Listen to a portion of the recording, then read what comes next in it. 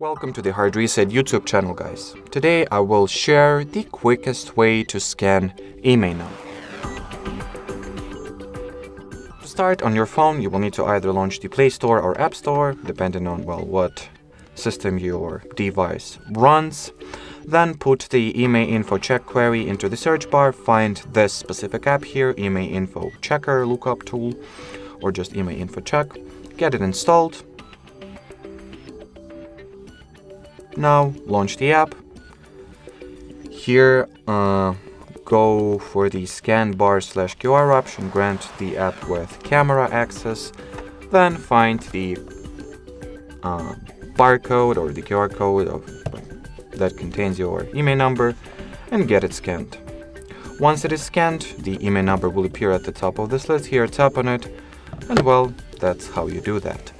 So if you have any questions, use the comment section below, but as for now, thanks for watching and bye bye.